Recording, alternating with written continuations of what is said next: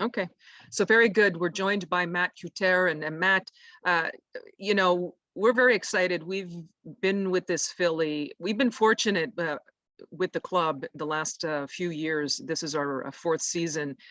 We've seen everything. We keep saying we've seen everything in this sport, and I think the members that are online right now, they can vouch for this. We've really just about seen everything with this club. But the filly's been, she's been a lot of fun. We did have like a stop with her early on. She ran once in Saratoga, and then she was put away for the rest of the season. She came back. But tell me a little bit about your introduction to Community Adjusted and Adelphi, and also maybe we can even in a second we'll go back to Adelphi and just you can give us some background on that too. Sure, sure. Well, with Community, I've known Rob Massiello for the last several years. We've used the same bloodstock advisor, Joe Migliori, who maybe some of you guys know, and we got introduced. And so I've been following kind of Rob's horses at least for the last 3 or 4 years. And actually remember when Community debuted at Saratoga, I thought it was a pretty good race. I thought the race came up really tough, and I thought for first time effort, she ran pretty well, and kind of followed her casually since then. Just kind of as a fan, because I'm friends with Rob and I've owned a couple horses with them and things like that. And so watched her last year. I thought she was really impressive when she broke her maiden, going a little bit further, and she was a little bit closer to the pace that day, and she just seemed like a filly that when she was able to get sort of into the race early on, she had a good chance to out finish a lot of the other fillies in the field. So I thought that was impressive. And then I happened to be at the Kentucky Derby this year, so I watched her run in person there, and I thought she had a really bad trip that day. Kind of was further back than maybe she would want to be, and needed to kind of go inside, and then the hole shut off inside, and I had to take her outside. She almost made kind of 2 moves, and even though I didn't think she had like a huge turn of foot, like some of these turf horses do, I thought she actually made a pretty good move first off the bench. So I thought it was a pretty good effort, in that spot. And then when I found out that the filly was potentially for sale, kind of looked back and saw that the winner of that race came back to win quite impressively. I think at Belmont. It would have been at Belmont in the second level allowance, and the form of the race seemed to be pretty good. And just kind of thought that she was a filly that, based on pedigree and what I had seen, would kind of get better as she got older. As a 4-year-old and maybe even next year into a 5-year-old season. And so when the opportunity presented itself to buy her, my partners and I were really interested in it. We were able to work out a deal with Rob and get involved.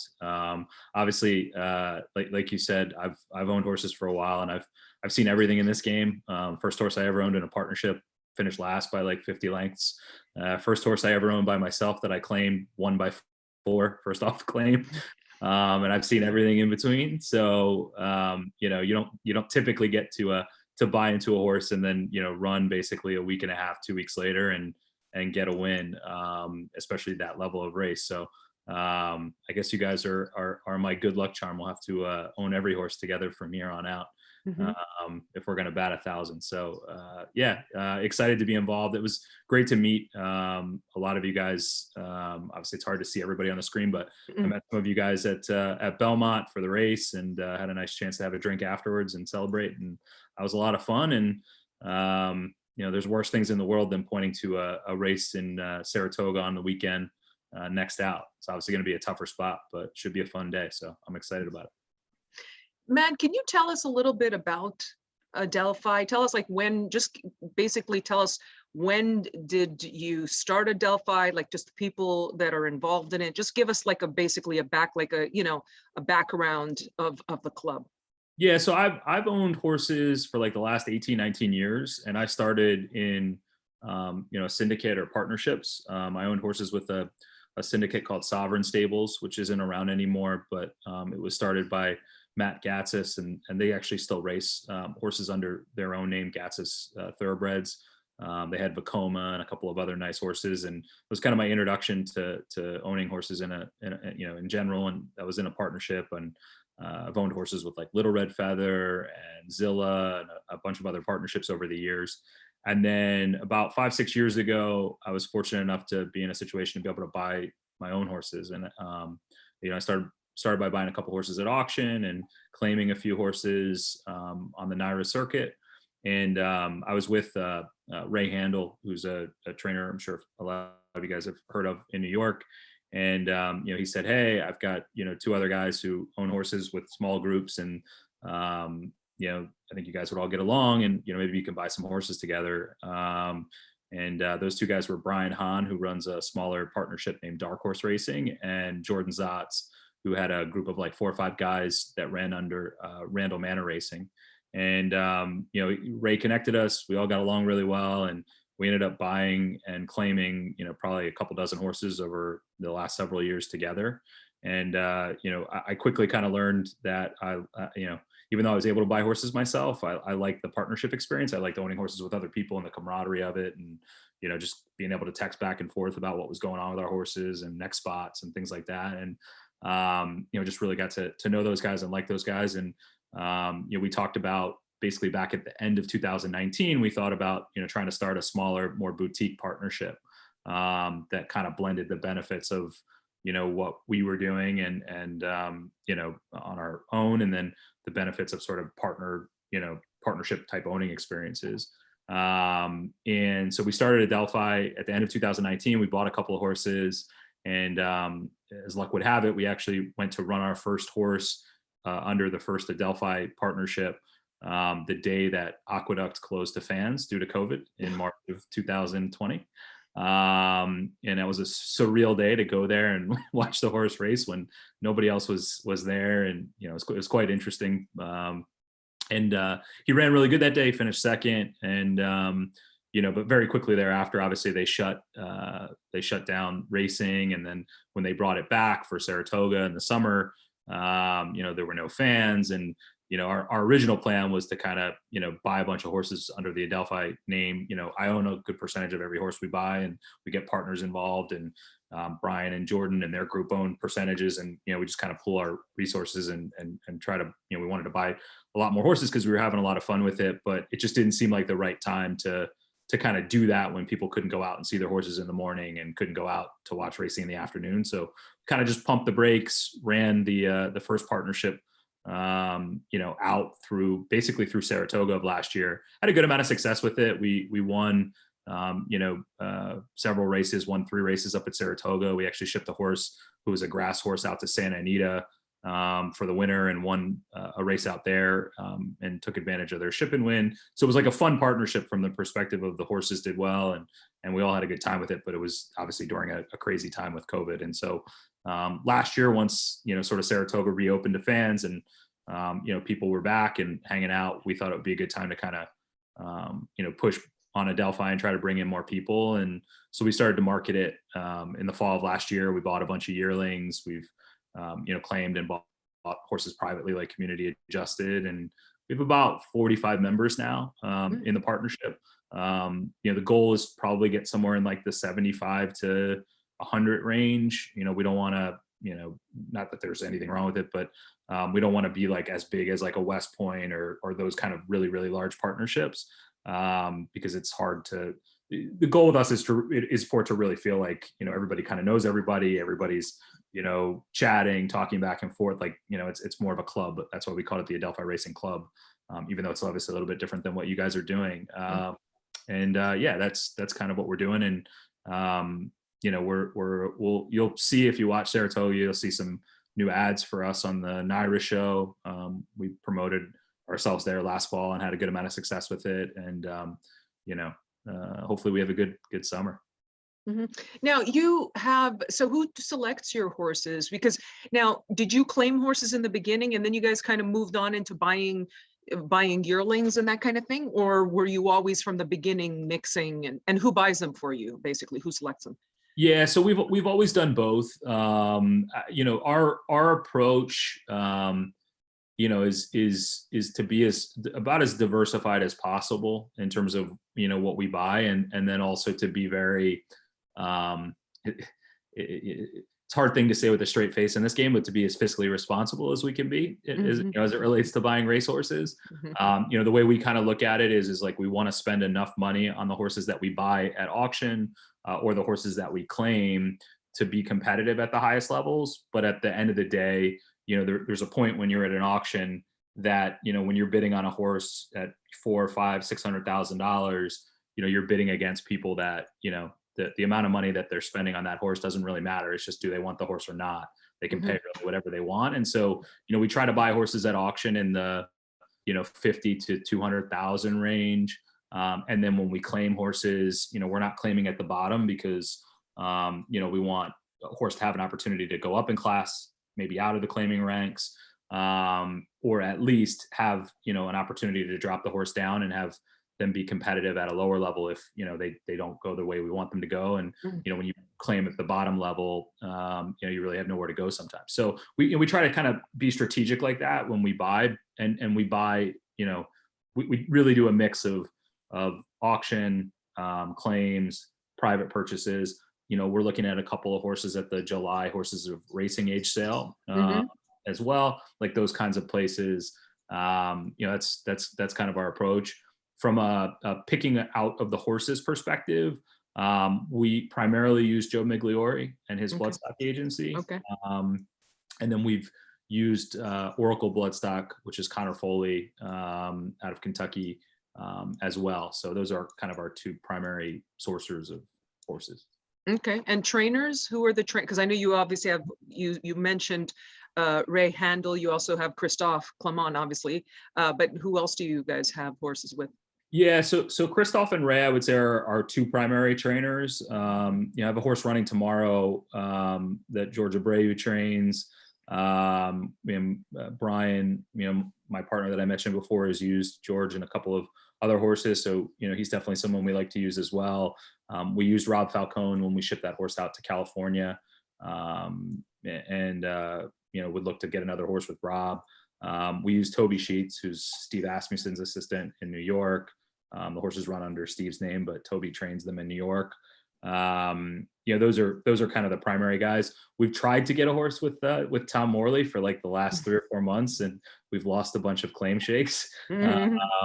But we're still efforting to do that. I like Tom a lot. I think he's had a really good last couple of years, especially claiming horses, older horses with class and stepping them up. So, we try to use a variety of guys, but we're pretty top weighted to Christophe and Ray, and most of our younger horses will go to Christophe and Ray. And that was one of the good things, obviously, about Community, is that, we're already using Christophe, so it was very easy to buy the horse and just transition. Keep her in her same stall, and they had done a good job with her, obviously, and have every faith that they'll continue to do a good job with her. So that was fortuitous from that standpoint. And if anybody has a question for Matt, just feel free to put up the hands up. I keep flipping if you see me looking off to the side, because I can't see everybody all at once, so I keep flipping between screens. So if anybody wants to ask Matt a question, just put your hand up, and then, or you put up that little icon there with the hand up icon, and then I'll come to you as soon as possible. Matt, so I had another question I had, just because you mentioned that you had been with several partnerships prior to starting Adelphi. So it probably gives you a little bit of a unique perspective in that you've experienced a variety of partnerships, and now obviously you started your own, or you were one of the principals in starting a new one. What is it before you actually started Adelphi, what were you looking for? Like, what were the criteria that you wanted fulfilled in getting into, or joining a particular club or partnership or syndicate, and how did that mold what you did with Adelphi? Yeah, so I think the stuff that I was like most in tune with and interested in was joining a group where like I felt like I belonged and could meet people and enjoy races together. Like the experience of going to the races, hanging out, before and after the races, you know, being able to kind of, you know, be friendly enough with a few other partners on a horse where you could text on the side and, you know, talk about, hey, like, you know, where are we going to run the horse next? Just like being involved in on the social aspect side of it. You know, I wanted to feel like it was a group of people that, like, you know, I could get along with. You know, you know, I've been in partnerships where it feels very much more like like I'm an investor, right? And Mm, like you know, I picked out a horse or two that I want to be involved with, and I own a percentage of that horse, and I write my check, and then, you know, I get kind of like, you know, I don't mean it exactly this way, but I kind of get like quarterly financial reports, right? right. On how the horse is doing, and then, you know, I go to the races and, you know, watch the horse run, and, you know, go to the paddock that day, watch the horse run, and then go home. Like, that wasn't really what I was looking for. I was looking for, you know, more of an experience, and being able to, you know, feel more involved, feel more like a partner than an investor. And so I kind of, you know, gravitated towards that. And, you know, I don't want to obviously talk negatively about any of the partnerships, but some of them, like, I felt more of that than others. And so that kind of informed where I would, you know, invest more of my horse capital, you know, moving forward. So that was a big part of it, to me. And then, you know, I would say one of the things that you know, I realized owning horses myself, that was a huge benefit to owning horses in a partnership, was not dealing with all of the, you know, sort of operational headache that goes into owning horses. Mm, You know, everything from, you know, dealing with the jockey club to, the New York State Gaming Commission, to the racetracks. When, you know, we shipped a horse to, Monmouth the other day, you know, you're running in a different state. It's a completely different, you know, government bureaucracy that you have to make sure you have all your stuff, you know, all that stuff. And then, you know, getting bills from trainers and vets and, you know, van companies and, you know, acupuncturists and all these, you know, and having to then, you know, handle the financials of that and pay the bills and code everything correctly and do all that sort of stuff. So that was one of the other things that I guess I didn't realize until I owned my own horses, was mm. like one of the huge benefits of being in a partnership, was just, you know, being able to enjoy, you know, the horse side of it without all of the operational and logistic, headaches that exist, you know, in this, industry. And so, you know, there are myriad of other things that kind of went into like what I liked and didn't like, or whatever. But that really did inform kind of what we're doing with Adelphi. I mean, I would say like the two biggest things that we're focused on with Adelphi are, one, and I've said it before, but like, you know, I really mean it, like making people feel like partners and not investors. That's like really important to me. Like, and, you know, we want people involved in the partnership that, you know, see the industry the same way we do and have the same values, and, you know, want to be, you know, want to experience it. You know, there's definitely a lot of people, they want to just buy into a horse, and, you know, maybe when it races they'll go and watch a race, or they just want to watch it on TV, and like they like that, that's what they get out of it, and that's what they want to get out of it, and that's great. That's like less of, you know, we're not as good of a fit for that kind of person. We want the people that, you know, want to be involved. And you know, I basically spend my days, you know, texting partners, calling partners, you know, some social, some, you know, about the horses. And like, it's just, you know, the partnership aspect of it is really important to us. And then the other thing I talked a little bit about before as well is, I'm a big believer in, you know, it's very difficult to compete at the high levels of this game, because there are owners, that, you know, own countries, and are, you know, wealthy beyond belief. And you know, if you go to the Saratoga Select Sale, you know, in the beginning of August, you'll see people paying astronomical amounts of money for horses. And, you know, I could talk to 4 or 5 bloodstock agents, and they may say that horse is actually worth 600,000 as a yearling, right? It's a lot of money. The people that are bidding at that level, they may pay 1.2 million for that horse because they want the horse and they have infinite funds. And so the other key thing for us is trying to compete at the highest levels, but doing it in a fiscally responsible way, and being smart about, you know, where we allocate the money. Because you know, I've owned a lot of horses now, and, you know, a lot of things can happen. You can get lucky, you can get unlucky.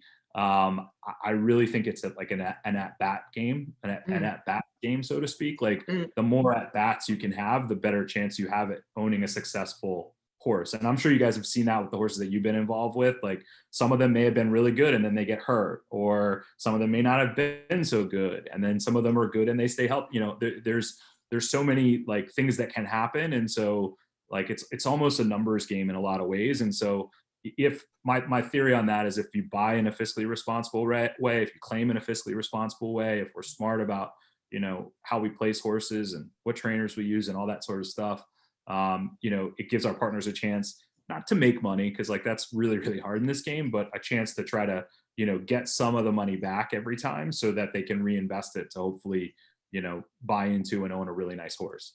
Mhm.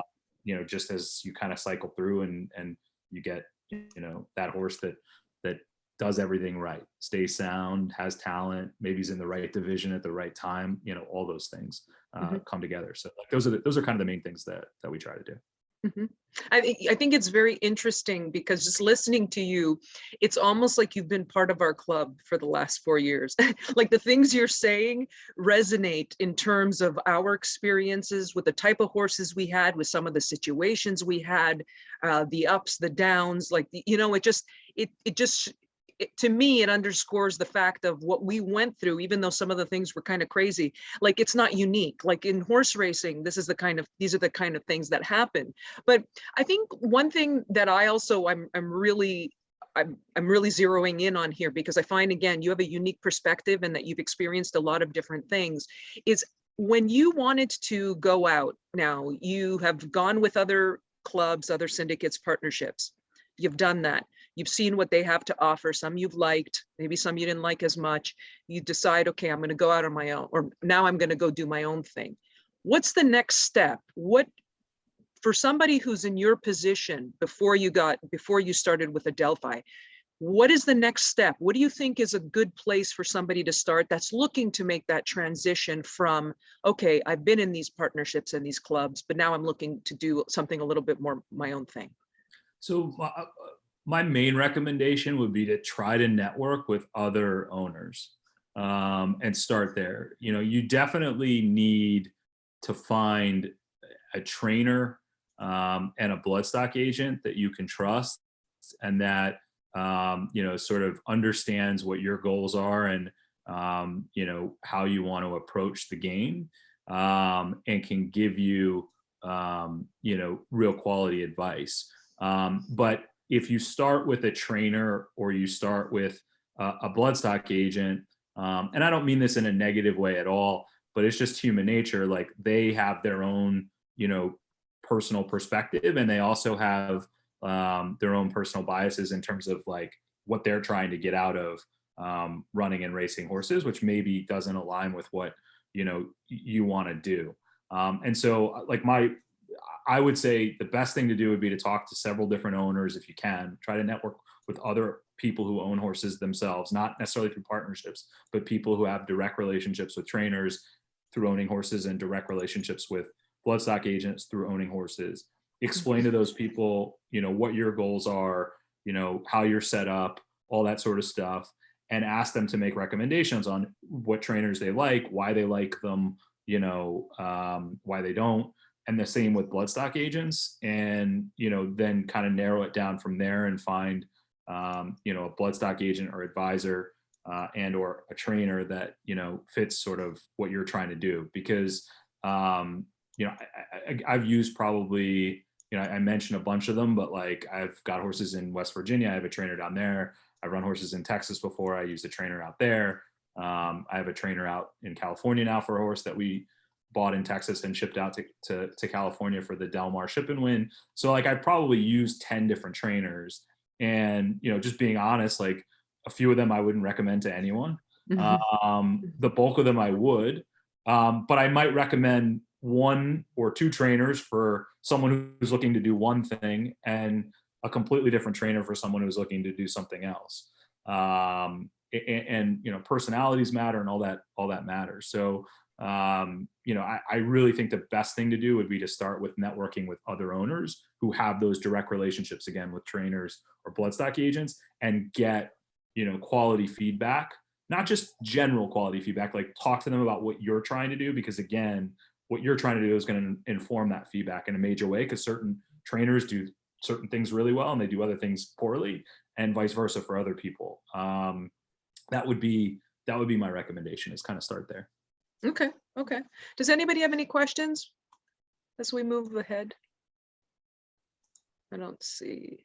Yeah, if you guys have any questions, maybe just unmute yourself and say something, because again, I'm trying really hard to keep flipping back and forth between screens to see everybody, but I'm having difficulty doing it at every moment. So if you guys want to ask anything, just unmute yourself and then maybe just say something, and we'll kind of jump over to you as well.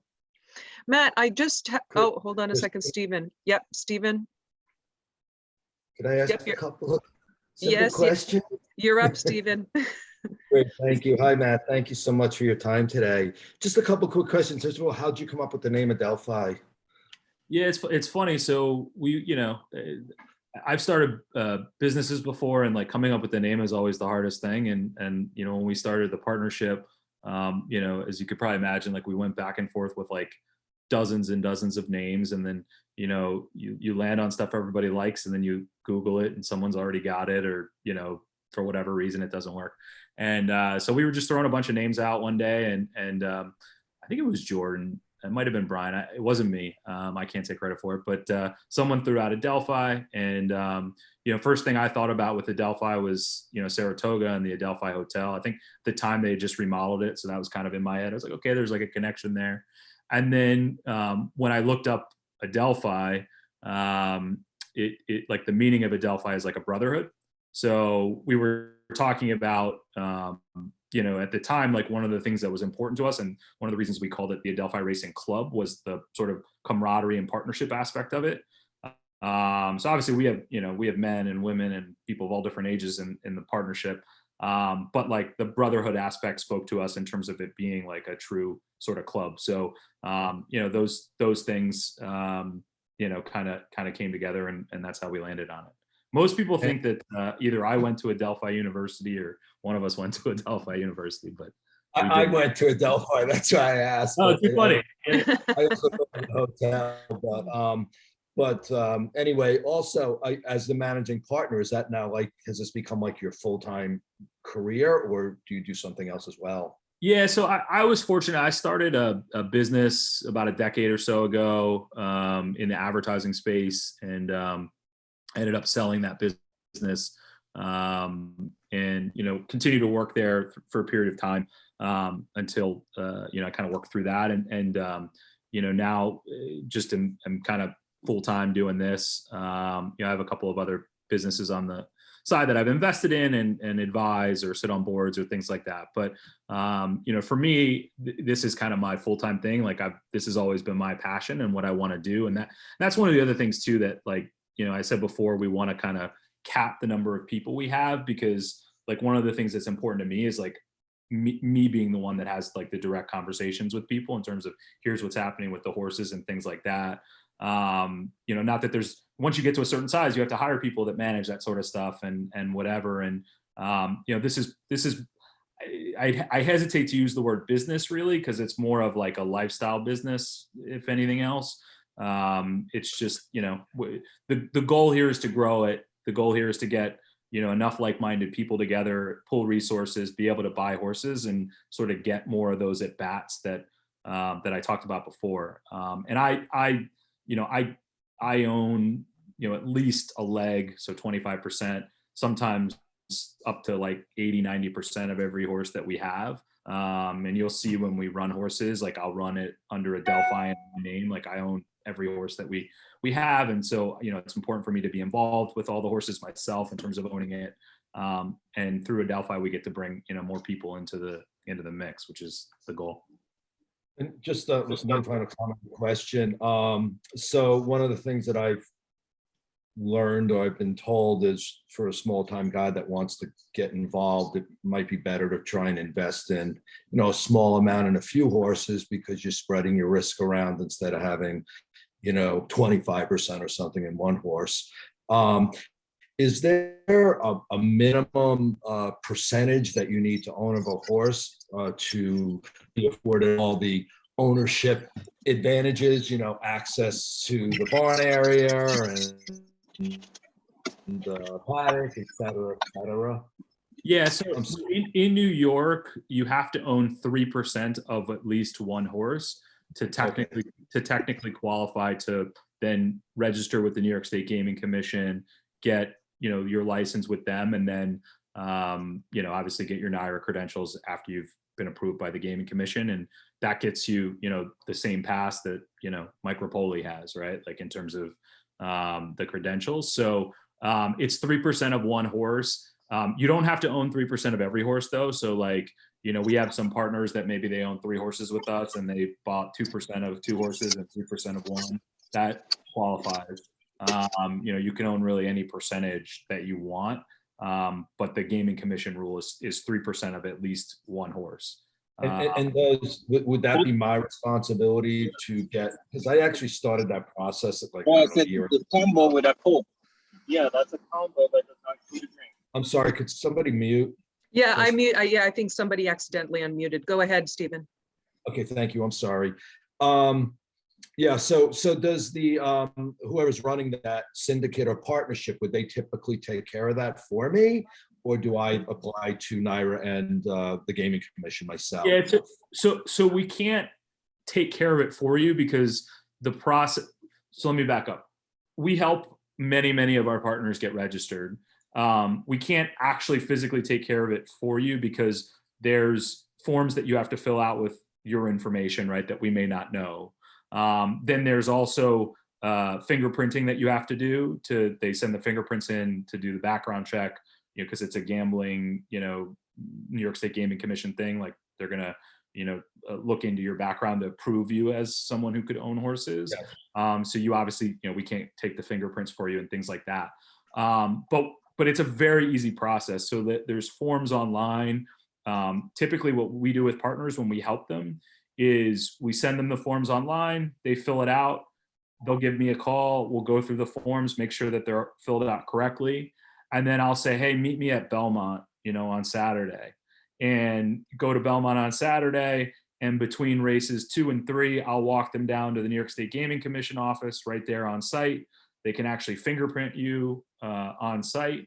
You come with a check for the amount that you're going to owe. You come with your completed forms, you give it to them, they ask you a couple questions, they fingerprint you, they give you your temporary license while they're submitting everything to be reviewed.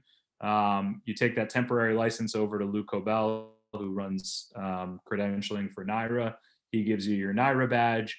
And I say 9 times out of 10, between like, if we went down after race 2, between race 2 and 3, like it takes about that amount of time for that whole process to go through and you have your badge, going into the 3rd or 4th race. So it's a really easy process. You got to do some stuff in advance, fill out the form and make, all that sort of stuff to make it go quicker. But doing it at the track is super easy, whether it's Aqueduct or Belmont or Saratoga.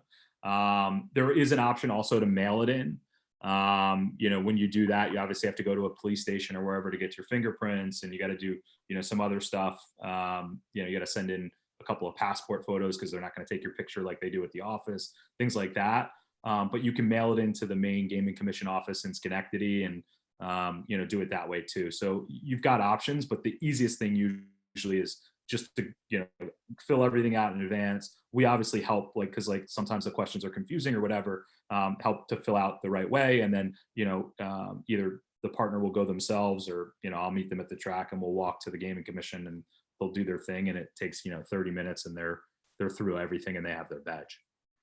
Okay, one final question. Are you accepting new owners into your partnership? Any Yeah, realistic one of you? We are, for sure. We don't have any horses right now that are like open and available. As you can probably imagine, like this time of year is a bit quiet for a lot of partnerships because the 2-year-old sales just happened and those horses, have been syndicated and are partnered out. The yearling sales are going to start actually next week in Kentucky, but then obviously into Saratoga in August. So the yearlings haven't been purchased yet to then be partnered out.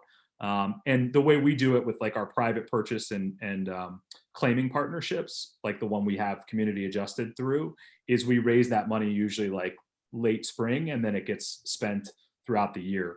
But we'll have, we actually just opportunistically bought into a 2-year-old like last week, and then he ran over the weekend. So like that sort of stuff will pop up. So we're definitely accepting new members. We just don't have any like inventory, so to speak, right now. But if you have an interest, be great to maybe meet up in Saratoga if you're out there or whatever. And once we have something that's available, obviously happy to let you look at it. If you're interested. Okay, thank you so much. Yeah, no problem. Good luck with everything. Thank you. Thank you, Stephen. Thank you. So what kind of horses do you guys typically look for? You said you touched on it a little bit earlier, but like what is it? Do you have like a certain number? We want a certain number of 2-year-olds, a certain number of claiming horses. We want a certain number of, or is it more like whatever comes up? I would say so. We definitely try to diversify what we have, right? Because different people like different kinds of horses, right? So we have some partners who they're interested in taking a couple of swings every year at like that colt that could be that big horse that maybe runs on the Kentucky Derby trail, right? And that's really hard to buy for, but like that's what some people want to get out of the game. And so we're not going to go out and buy $1 million horse to do that, right? We're going to do it in our way, but we are going to try to have a horse or two every year that kind of checks that box so that people have that option if that's what they want to do. We do though really think about like beyond how much we pay for the horse, we think about other things that I would put under the fiscal responsibility umbrella. So we try to buy as many New York breds as we possibly can, right? Like they're not all New York breds, but we try to have as many New York breds as we possibly can because there's such an advantage in owning horses in New York if they're New York bred, running for, in restricted races. There's about 1,100 New York breds every year. There's about 18 to 20,000 overall thoroughbreds born every year. Stands to reason if you're running against 1,100 competition instead of 18 to 20,000, like it's going to be easier typically. You're also running in restricted races and conditions that you can like double up on if the horse is good enough. So if you go through your New York bred conditions, you can still then run through all your open company conditions. And the purses for the New York bred races are really good. So like we'll definitely focus on things like that. We also try to have as many fillies as we possibly can because at the end of the day, more female horses are going to be worth something at the end of their racing career than male horses by a long, by a lot. Just because, if you're going to have a foal, you need a mare to have a foal. One stallion could cover 150 mares. So far more of the fillies and mares are going to be worth money, at the end of their career. And so, we try to make sure we have enough fillies to so that, hopefully they have a successful racing career, and then we can, we can make some money on the back end once they're done racing through breeding them or selling them, in a broodmare sale. Actually, a good example. So like looking at community adjusted, Rob was going to sell a couple horses, and so we looked at all the horses that he was going to sell, and he had another horse that had just won a first level allowance race, and she was older. She was 5, and actually I think community adjusted has a pretty good pedigree, but this filly had a bit more pedigree. And so she was, she had run I think like at the time like an 88 buyer speed figure or something like that. So slightly older, had run through a condition that community adjusted hadn't run through, and at the time had more residual value from a broodmare perspective. So, and we liked her too. She actually kind of kicked myself because she came back and she won another race for Rob after we didn't make an offer to buy her. But like we were looking at that horse and this horse, and we really gravitated towards community adjusted because we thought that for the price that we would pay for her, that there was more opportunity to do well, and that there was a bit more upside longer term, with her. So like we do kind of like weigh things that way. And I also thought, and I think it'll be proven out when this filly sells in the sale, there was going to be more competition from California buyers for this other horse because of her running style and the ship and win to California and things like that. So like we try, even in this example, like we gravitated towards the filly that we thought was the better value, even though we liked both horses, because I think over the long term that'll pay off. It doesn't always, but it'll pay off, over a larger sample size. Well, it doesn't look like a bad investment because she won. You had her and she won, and Yeah. she won immediately. Like, I mean, except for obviously the hiccup of, the horses getting scratched for the first, her first race that she was entered for you, but she made up for it. Yeah, which that, it's funny, like in this game, anything can happen, good and bad. And like, obviously at the time, that was about as bad as it could get. You buy into a horse, you get all excited, you're going to run right away. And then, some fluke situation pops up where a vet forgets to administer Lasix to half the field, and, it scratches into a match race and you don't get to run. And those are the bad breaks in horse racing. But in retrospect, it probably turned out in our favor because they wrote the race back. It was a smaller field. We didn't have to run against the Chad or the Shug horse. And, she was able to be, more forwardly placed in a smaller field. She got a great trip, so like what looked like an unlucky break actually ended up being a really lucky break, which is, that's kind of horse racing in a nutshell. At least that's what I've experienced. Right. Definitely. I don't know if does anybody want to add anything there? Hold on a second. I'm just looking. I don't see anybody saying anything. Before we let you go, Matt, I have one more question for you. If you could just give us, you kind of alluded to it earlier, but if you could just tell us what's the plan short term with community adjusted, and maybe what are you guys thinking about maybe a few months down the road? Yeah, so I think you guys probably saw that the Clements entered her into a race last weekend. I think the thought process there was, minimal chance we would run there, but sometimes at the end of Belmont you can find softer races because people choose not to enter the horses there because they want to wait to run them in Saratoga. So sometimes in these types of conditions, there'll be shorter fields and maybe even shorter fields with slightly lower competition for the level. And she was doing really well out of the race. And so I think they thought, let's give it a shot, see if we can catch a short, lower quality field and try to, steal a race, so to speak. And so they entered her and it ended up being actually the opposite. It was like a larger field and pretty good competition. So it was a pretty easy decision on their part, I think, to say, hey, let's scratch and wait to run in like the spot that made the most sense from the beginning in terms of the spacing out of the last race and whatnot. And so they had targeted that race on the 31st at Saratoga, the second level allowance race, so just the condition above the one that she just won. And one of the good things, this is a little bit, kind of minutia, but when you're entering a horse in a race, every horse has a scratch date, and that's how you get preference to be able to run if more than the number of horses that are allowed to run in a race enter in a race.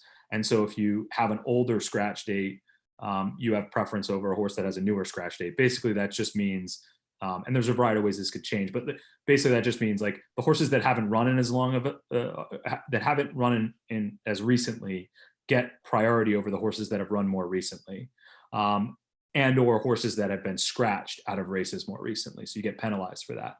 But one of the good things about going from Belmont to Saratoga is that all resets because it's a brand new meet.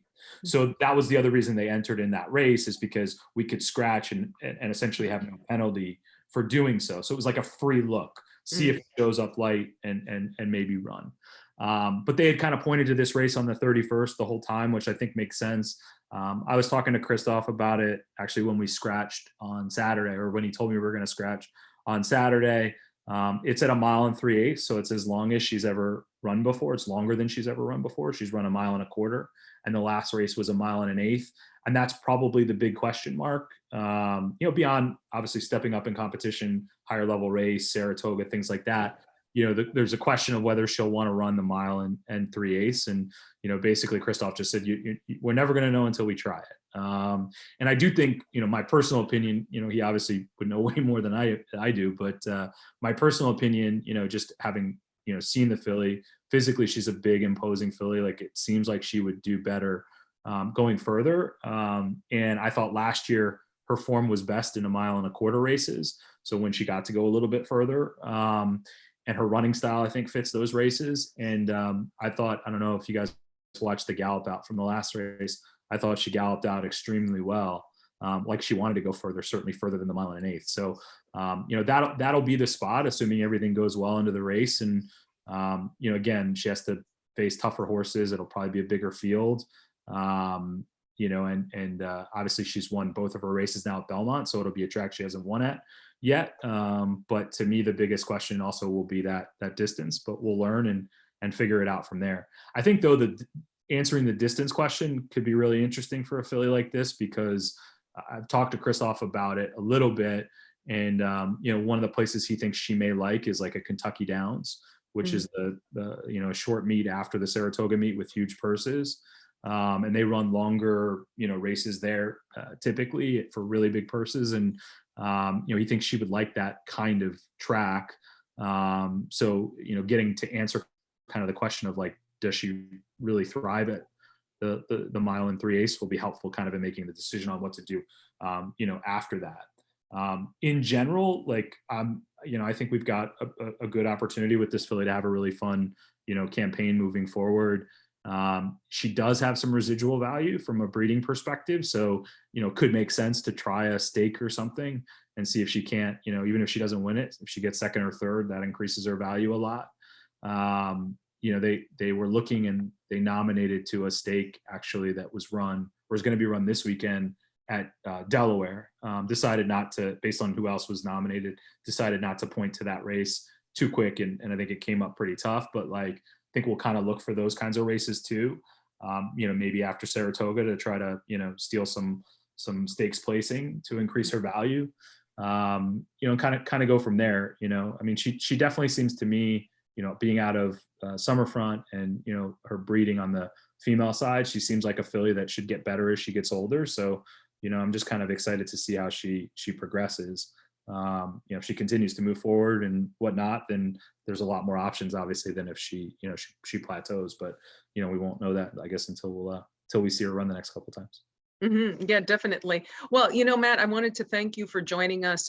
It's been already it's been exciting just seeing the filly and seeing her progress and just seeing her win and have all that good stuff. We're going to have an event. I think you and I had discussed it. We're going to have an event, an ERC event on the July 22nd. That's a Friday. I think you're going to be in Del Mar, right? You said you're going to Del Mar for a week. I am. Yeah, I'm going to go to Del Mar opening week. I've been going out there for like the last 18 to 19 years. So I try to go one week of the meet out there. And the rest of the meet, I'm up in Saratoga though. So Okay. I'll definitely talk to Brian and Jordan. Hopefully somebody can go over to the event, meet you guys and hang out. And I'm as I just said, I'm up in Saratoga pretty much the whole meet except for that second week. We have a box in the stretch, hang out at the paddock bar a lot. Hopefully you guys can get my contact information and if you want to meet up and say hey and have a drink and enjoy the races, would love to do that. And obviously on the if everything goes right, hopefully on the 31st we see everybody in the paddock and have some fun that day too. Yeah, and it'll be a celebratory. Hopefully it'll be another celebratory drink at the end. Well, thank you very much, Matt. We appreciate you coming on. Yeah, I appreciate you guys having me. Seriously, any questions or whatever, or like, you were asking before about registering, Steve, like, if I can be helpful in any way, let me know. Thank you.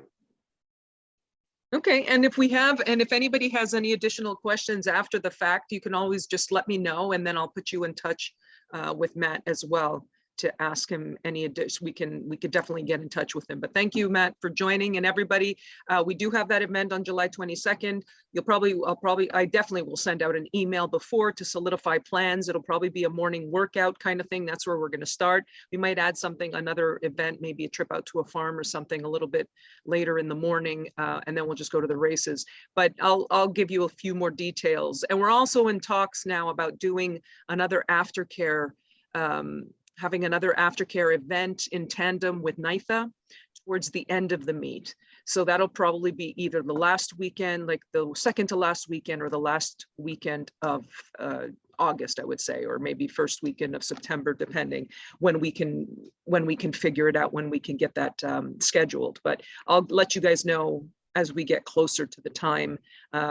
Everybody, I don't know if anybody else has any questions, but thank you for joining, and we'll speak soon. Take care, guys. See you. Thank you. Thank you, Matt. Thanks, everybody.